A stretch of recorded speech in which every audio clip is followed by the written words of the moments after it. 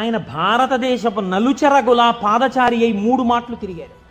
72 అవైదికమైనటువంటి మతములను శృతి ప్రమాణమైన తన వాగ్జరితో కొట్టిపారేశారు, చిమ్మేశారు. ఆయన తర్వాత మళ్ళీ రాలేదు ఇంకా 72 మతాలు. అంత గొప్పవారు శంకరాచార్యుల వారంటే. అందుకే చంద్రశేఖర పరమాచార్య స్వామి వారికి శంకరులు గురువు కాదు, ప్రాణం. అందుకే అపర శంకరాచార్యులు వారు అయ్యారు చంద్రశేఖర పరమాచార్య స్వామి. అటువంటి మహాపురుషుడై దిగ్విజయయాత్ర చేసి శృతి ప్రమాణమైన అద్వైత సిద్ధాంతాన్ని ఆవిష్కరించి మనందరినీ ఉద్ధరించినటువంటి వారిగా శంకరులు వచ్చారు. మీరు చూడండి, ఇప్పుడు మనం శివనామము మళ్ళీ మొదటికి వెళ్ళండి. ఎక్కడికి వెళ్ళాలి?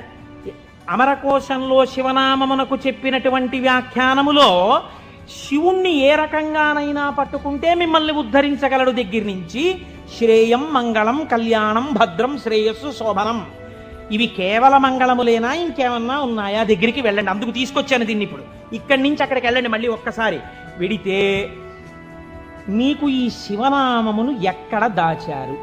శివనామము పంచాక్షరిగా కదండి ఉంది. నమశివాయ అని పంచాక్షరి. నమశివాయ అన్న మాట చెప్పడానికి వేదం ఎంత కట్టడి చేసి చెప్పింది, ఎంత జాగ్రత్తగా చెప్పింది పంచాక్షరి మంత్రాన్ని. మీరు జాగ్రత్తగా చూడండి, ఇది జాగ్రత్తగా గమనించండి. మీరు అయ్యప్ప స్వామి దర్శనానికి వచ్చారనుకోండి, అలా గేటు దగ్గర నిలబడి అయ్యప్ప స్వామి దర్శనం చేసుకుంటానంటే మీకు కనపడరు. మీరు అక్కడ చెప్పులు విప్పాలి, లోపలికి రావాలి, ఇక్కడ ఉన్నటువంటి పరివార దేవతలందరినీ దర్శనం చెయ్యాలి, మెట్లు ఎక్కాలి, గణపతికి సుబ్రహ్మణ్యుడికి ప్రదక్షిణం చెయ్యాలి, ధ్వజస్తంభం పక్క నుంచి లోపలికి వెళ్ళాలి, స్వామికి ఒక పక్కకి వెళ్ళి నిలబడి ఆయన వంక చూస్తే అప్పుడు మీరు సంతోషంగా స్వామి దర్శనం చేస్తారు. అలాగే ఈ పంచాక్షరిని వేదం ఎక్కడ దాచిందో చూడండి. మనకి వేదములు 4 అయినా సాధారణంగా మనం ఏమంటామంటే 3గా వ్యవహరిస్తాం సంప్రదాయంలో. అందుకే శంకరాచార్యుల వారు కూడా శివానంద లహరిలో త్రైవేద్యం హృద్యం త్రిపురహరమాద్యం త్రినయనం అన్నారు. త్రైవేద్యం అనడానికి ఒక కారణం ఉంది. ఋగ్వేదం, యజుర్వేదం, సామవేదం ఈ 3 వేదాలు నేర్చుకోవడానికి ఒక్కసారి ఉపనయనం చేసుకుంటే చాలు. ఒకసారి ఉపనయనం చేసుకుంటే 3 వేదాలలో ఉండేటటువంటి సారాంశమునకు కూడా ఒక సావిత్రి ఉపదేశం, ఒక గాయత్రి ఉపదేశంతో 3 వేదాలు చదవచ్చు. అథర్వ వేదం చదువుతాను అన్నారు అనుకోండి ఎవరైనా, ఈ 3 వేదాలు చదవడానికి కావలసినటువంటి ఉపనయనం సరిపోదు. అథర్వ వేదం కూడా చదవాలంటే మళ్ళీ ఉపనయనం చేసుకోవాలి. మళ్ళీ ఉపనయనం చేసుకుని మళ్ళీ ఇంకొక బ్రహ్మోపదేశం పొందాలి, పొంది అథర్వ వేదం చదవాలి. అందుకని త్రైవేద్యం అంటారు సాధారణంగా. ఈ 3 వేదములు ఋగ్వేదం, యజుర్వేదం, సామవేదం, మీరు 3 అలా పెట్టారనుకోండి, ఒక దేవాలయ ప్రాంగణం ఉన్నట్టుగా 3 వేదాలు అలా పెడితే ఈ 3 వేదాలకి మధ్యలో ఏ వేదం ఉంది? ఇది ముందరి ద్వారం, ఇది వెనక ద్వారం, ఇది ఋగ్వేదం, ఇది సామవేదం, ఈ మధ్యలో ఉన్నది యజుర్వేదం. ఇప్పుడు ఈ యజుర్వేదానికి 7 కాండలు ఉన్నాయి. 7 కాండలు 1, 2, 3, 4, 5, 6, 7. ఇప్పుడు ఇందులో మళ్ళీ మధ్య ప్రాకారం ఏది? 4వ కాండ కదండి. ముందు 3, వెనక 3, మధ్యలోది 4. ఇప్పుడు ఈ 4వ కాండలో ఏముంది? యజుర్వేదంలో రుద్రాధ్యాయం ఉంది. మళ్ళీ రుద్రాధ్యాయంలో అష్టమానువాకం మీరు తీసుకోండి, మధ్యలోకి అష్టమానువాకం వస్తుంది. అష్టమానువాకం మీరు తీసి ఇప్పుడు చదవండి అష్టమానువాకాన్ని. నమ సోమాయ చ రుద్రాయ చ నమస్తామ్రాయ చ అరుణాయ చ నమ శంగాయ చ పశుపతయే చ నమ ఉగ్రాయ చ భీమాయ చ నమో అగ్రే వధాయ చ దూరే వధాయ చ నమో హంత్రే చ హనీయసే చ నమో వృక్షేభ్యో హరికేశేభ్యో నమస్తారాయ నమ శంభవే చ మయోభవే చ నమ శంకరాయ చ మయస్కరాయ చ నమ శివాయ చ శివతరాయ చ. అష్టమానువాకం చిట్ట చివరిలో నమ శివాయ చ అక్కడ పెట్టారు. ఈ నమ శివాయ చాకి ముందు ఏం పెట్టారు? మయస్కరాయ చ. మయస్కరాయ చ అంటే గురువు, గురూపదేశంతో పంచాక్షరిని పొందాలి. మయస్కరాయ చ, ఈ గురువుల పరంపరలో మొట్టమొదట లోకంలో శివనామాన్ని ప్రచారం చేసి అద్వైత సిద్ధి వైపుకు నడిపించిన వాళ్ళు ఎవరు? నమ శంకరాయ చ, శంకర భగవత్పాదులు. ఆ శంకర భగవత్పాదులు ఎవరు? శంకరుడే. ఎలా చెప్పగలరు? రుద్రాధ్యాయంలోనే అభిషేక మంత్రాల్లోనే ఒక చోటు ఉంది, నమ కపర్దినేచ వ్యుక్తకేశాయచ అని. కపర్దినేచ అంటే పెద్ద జటాజూటం ఉన్నవాడు, వ్యుక్తకేశాయచ అంటే అసలు వెంట్రుకలు లేనివాడు, మొత్తం పూర్ణమండలం చేయించేసుకుని గుండు చేయించేసుకుని ఉన్నవాడు. అలా ఎలా కుదురుతుందండి? పక్కనే ఉన్న నామంలో పెద్ద జటాజూటమా? ఆ పక్కనే ఉన్న నామంలో ఒక్క వెంట్రుక కూడా లేనటువంటి గుండుతో ఉన్నవాడా? ఈ రెండు ఎలా సమన్వయం అవుతాయి అంటే పెద్దలన్నారు, నీ ఇష్టం వచ్చినట్టు చెప్పడానికి వీల్లేదయా. అలా వ్యుక్తకేశాయచ గుండుతో శివుడున్నాడని ఎక్కడైనా చెప్పారా అంటే వ్యాస భగవానుడు వాయుపురాణంలో చెప్పారు గుండుతో శివుడున్నాడు అని. గుండుతో శివుడు ఎక్కడున్నాడు? ఎందుకంటే దక్షిణామూర్తిగా కూడా జటాజూటంతో ఉంటారు, శివుడిగా జటాజూతంతో ఉంటారు. పూర్ణముండనంతో గుండు చేయించుకున్నటువంటి శివస్వరూపం లేదు. మరి వాయుపురాణం ఎలా చెప్పింది ఉన్నాడని అంటే, వాయుపురాణం ఒక విషయాన్ని వ్యాస భగవానుడు ప్రతిపాదన చేస్తూ చెప్పారు. చతుర్భిస్సహ శిష్యైస్తు శంకరో అవతరిష్యతి. నలుగురు శిష్యుల మధ్యలో కూర్చుని గుండుతో ఉండి మీద బట్ట కప్పుకున్న సన్యాసి రూపంలో ఎవరు కనపడుతున్నాడో ఆయనే పరమశివుడు అని చెప్పింది. ఇప్పుడు నలుగురు శిష్యుల మధ్యలో కాషాయ బట్ట ఇలా గుండు మీద వేసుకుని చేతిలో వేదాలు పట్టుకుని ఇలా చిన్ముద్ర పట్టి కూర్చున్నది ఎవరండి? శంకరాచార్య స్వామి. నమ కపర్దినేచ పరమశివుడు, వ్యుక్తకేశాయచ శంకరాచార్యులు వారు. కాబట్టి ఇప్పుడు ఈ శంకరాచార్యులు వారు ఎవరు? పరమశివుడే. రుద్రాధ్యాయంలో రహస్యంగా చెప్పేసింది. ఎప్పుడో రాబోయేటటువంటి శంకరావతారాన్ని రుద్రాధ్యాయం చెప్పింది. ఆయన్ని మయస్కరాయచ, ఆ శంకరుల గురు పరంపర ఉన్నదే అది సదాశివ సమారంభాం, లేకపోతే నారాయణ సమారంభాం, వ్యాస శంకర మధ్యమాం, అస్మదాచార్య పర్యంతాం వందే గురు పరంపరాం. ఆనాడు పరమశివుడు కపర్ది అని ఇంత జుత్తుతో ఉన్నవాడి నుంచి ప్రారంభమైనటువంటి ఈ గురు పరంపర మధ్యలో శంకరాచార్య స్వామి ఉంటే, ఈనాడు నాకంటి ఎదుట నాకు శంకరాచార్య స్వరూపమై నన్ను నిలబెట్టి ఆశీర్వదించి నడుపుతున్నటువంటి నా గురువు బ్రహ్మశ్రీ మల్లంపల్లి అమరేశ్వర ప్రసాద్ గారి వరకు ఆ గురు పరంపరయే నడుచుచున్నది. ఎవరికి వారు వారి గురువు వరకు ఇలాగే చెప్పుకుంటాం.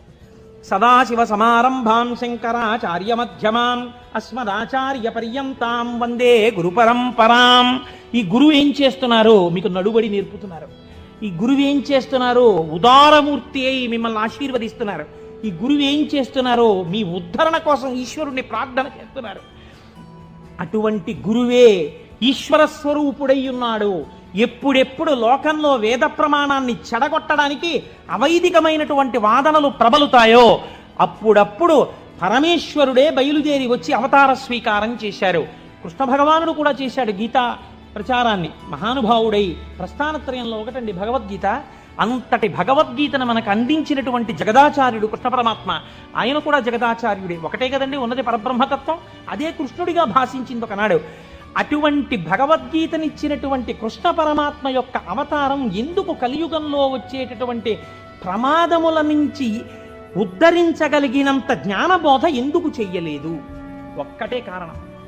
ద్వాపర యుగంలో అప్పటికే ధర్మాన్ని నిర్వీర్యం చేసేటటువంటి వాళ్ళ సంఖ్య కోట్లలోకి వెళ్ళిపోయింది. కృష్ణావతారం ప్రారంభం నుంచే ఎంత రాక్షస సంహారం చేశాడండి మహానుభావుడు. కన్నులు తెరువని కడుచిన్ని పాపడై దానవి చనుబాలు త్రావి చంపే పూతనా సంహారంతో మొదలుపెట్టి ఎంతమంది రాక్షసుల్ని చంపాడు. జరాసంధాది రాక్షసులందరినీ ముందే చంపకపోతే కురుక్షేత్రంలో నిజంగా పాండవులు నిలబడగలరా? ఇంతమందిని చంపాడు. అవతారంలో ఉన్న తక్కువ సమయంలో ఆయన కురుక్షేత్ర మధ్యంలో సమస్త వాంగ్మయాన్ని భగవద్గీత రూపంలో బోధ చేశాడు. కానీ అది సరిపోదేమో. కలియుగం అంటే అసలు మనస్సు నిలబడనటువంటి యుగం. మరి మనస్సు నిలబడదు, కలిపురుషుడి యొక్క ప్రకోపాలు చాలా ఎక్కువగా ఉంటాయి అన్నప్పుడు ఇంకా ఈ గురువులు ఎందుకు, ఈ బోధలు ఎందుకని మీరు నన్ను అడగచ్చు. దానికి ఒక్కటే జవాబు పరమాచార్య స్వామి వారు చెప్పినటువంటివి. నేను ఉపన్యాసాల్లో చెప్పే చాలా భాగాలు పరమాచార్య స్వామి వారివి. కాబట్టి ఆయన అంటారు, మీరు చూడండి దొంగలు పడుతున్నారు, కాకినాడకి దొంగల ముఠాలు వచ్చాయి, దొంగలు కొట్టేస్తున్నారు, ఇళ్ళు దొంగలు కొట్టేస్తున్నారు అన్నారు అనుకోండి. ఎంత జాగ్రత్తగా ఉన్నా దొంగలు కొట్టేస్తున్నారండి అని తాళం తీసేసి తలుపులు తెరిచి వస్తామా? ఏదో ఒక కట్టడి చేస్తాం. చేసి అమ్మ ఏదో ఒకటి సాయంకాలం కాసేపు వాడు ఏదో చెప్పాడో చెప్పలేదో కానీ శివనామస్మరణ చేయిస్తున్నాడమ్మా, అక్కడికి వెళ్ళొస్తాం, అందుకని కాస్త మా గుమ్మని చూస్తుందరు తల్లి, మీరేదో ఇక్కడే కుర్చీ వేసి కూర్చోండి, లేకపోతే మీ అబ్బాయిని మా ఇంట్లో చూస్తుండమనండి, టీవీ కాసేపు కరెంటు పోయినా పర్వాలేదు మహాప్రభు మాకు మీ వాడిని కూర్చోమనండి అంటాం. కట్టడి చేస్తున్నారా చేయట్లేదా? ఏదో రకంగా కలిపురుషుడు ఎంత ప్రకోపంతో ఉండడానికి ప్రయత్నించినా మీరు ఈశ్వరుడి పాదాలు గట్టిగా పట్టుకోవడానికి ప్రయత్నించాలి కదా. దానికి ప్రస్థానత్రయ భాష్యంతో మొదలుపెట్టి ఈశ్వరుణ్ణి స్తోత్రం చెయ్యడం వరకు, ఆకాశం నుంచి పాతాళం వరకు సమస్త వాంగ్మయాన్ని జ్ఞానబోధ తప్ప ఇంకొక ప్రయత్నం కాని పని కాని పెట్టుకోకుండా 32 జీవితంలో షణ్మత స్థాపనాచార్యులై శృతి ప్రమాణాన్ని నిలబెట్టి అందరి దేవతల మీద స్తోత్రాలు చెప్పి శివానందలహరి, సౌందర్యలహరి, బ్రహ్మసూత్ర భాష్యం ఎన్ని చేశారండి మహానుభావుడు శంకరాచార్యులు వారు. మరి పేరు చెప్తే చాలు పాపాల పటాల పంచలైపోతాయి. శృతి స్మృతి పురాణానాం ఆలయం కరుణాలయం నమామి భగవత్పాద శంకరం లోకశంకరం. అటువంటి శంకర భగవత్పాదులై ఈ భూమి మీద నడయాడి మనకి జ్ఞానబోధ చేశారు. ఇప్పుడు చెప్పండి, శుభం, కళ్యాణం, శ్రేయం, భద్రం, శోభనం ఇవన్నీ ఎందులోకి వెళ్ళిపోతాయి? జ్ఞానంలోకి వెళ్ళిపోతాయి. జ్ఞానం కన్నా గొప్ప కళ్యాణం, జ్ఞానం కన్నా గొప్ప శుభం, జ్ఞానం కన్నా భద్రం, జ్ఞానం కన్నా శ్రేయం, జ్ఞానం కన్నా శోభనం ఇంకున్నాయా? ప్రపంచంలో లేవు. అటువంటి జ్ఞానమును మీకు అందించడానికి పరమేశ్వరుడే శంకరుడిగా ఈ భూమండలము మీద నడయాడినాడు కాదు. ఇప్పుడు కూడా శంకరుడు కరచరణాదులతో తిరుగుతున్నాడు. నాకు అలాగే తిరుగుతున్నాడు. నా కంటికి నేను ఆరాధించేటటువంటి పరమేశ్వరుడే కరచరణాదులతో తిరుగుతున్నాడు. నేను పట్టుకోవడానికి తన పాదములను అనుగ్రహిస్తున్నాడు. తన చేతిని నా మూర్ధన్య స్థానమునందుంచి ఆశీర్వచనం చేస్తున్నాడు. నాకు అనుమానం వస్తే రాత్రనక పగలనక నేను వెళ్ళి పరిగెత్తికెళ్ళి కూర్చుని, గురువుగారు దీనికి ఎలా చెప్పాలండి అంటే, నాన్న నీకు ఫోన్ చేసి చెప్తాను, ఇప్పుడు టైం లేదని ఫోన్ చేసి, నాన్న నువ్వు అడిగిన శ్లోకానికి ఇది వ్యాఖ్యానం అని ఫోన్ చేసి చెప్పగలిగినటువంటి ఉదారుడై ఆ పరమశివుడు, ఆ శంకరుడు నాకు మల్లంపల్లి అమరేశ్వర ప్రసాద్గా నడయాడుతున్నారు. మీకు మీ గురువుగా నడయాడుతున్నారు. తిరుగుతున్నారా? తిరగట్లేదా? పరంపరగా నడయాడుచున్నారు. ఇది శివం, ఇది మంగళం, ఇది భద్రం, ఇది శ్రేయం, ఇది శోభనం. కాబట్టి మనం ఎవరికి నమస్కరిస్తాం? గురుర్ బ్రహ్మ, గురుర్ విష్ణు, గురుర్దేవో మహేశ్వర, గురు సాక్షాత్ పరబ్రహ్మ, తస్మై శ్రీ గురవే నమః. అటువంటి గురువు ఇప్పటికీ మీకు శుభములిచ్చేవాడై, శోభనములనిచ్చేవాడై, మంగళప్రదుడై ఉన్నాడు. కాబట్టి రుద్రాధ్యాయం వేదములు అంత జాగ్రత్తగా సమన్వయం చేస్తూ ఆ శంకరులు వస్తారని అంత స్థితిని పతంజలి నటరాజస్వామి దర్శనం దగ్గర నుంచి మొదలుపెట్టి పక్కన ఇలా నిలబడి నటరాజ తాండవం చూసినందుకు, ఒకనాడు నేను ఈ శంకరుడే శంకరాచార్యులు వారిగా వస్తే తత్వబోధ చేసేటటువంటి వాణ్ణి లోకంలో తయారు చెయ్యాలని గోవిందపాదాచార్యుల వారిగా సిద్ధం చేయించుంచారు. కాబట్టి మన ఆర్ష జాతి, మన సనాతన ధర్మము, మన పురాణములు ఎంత గొప్పవో, ఆ శివ అన్న మాట ఎంత గొప్పదో, ఆ శివం అన్న మాట ఎంత భద్రమో, ఎంత శ్రేయస్కరమో, దాని గురించి వింటే, దాని గురించి తలుచుకుంటే ఎంత పరవశమో. కవి పుష్పంబగు అగ్ని మంచగు నాకూపారం భూమిస్థలంబగు శత్రుండతి మిత్రుడవు విషము దివ్యాహారమౌ నెన్నగా అవనీ మండలి లోపలం శివ శివేచ్ఛాభాషణోల్లాసకిన్ శివా నీ నామము సర్వవశ్యకరమౌ శ్రీకాళహస్తీశ్వర. శివ నీ నామం ఎప్పుడక్కర్లేదు, ఎప్పుడు శివ శివేచ్ఛాభాషణోల్లాసకిన్ శివ నీ నామము సర్వవశ్యకరమౌ, ఎప్పుడూ నీ నామం అవసరమే అంటారు దూర్జటి కాళహస్తీశ్వర శతకంలో.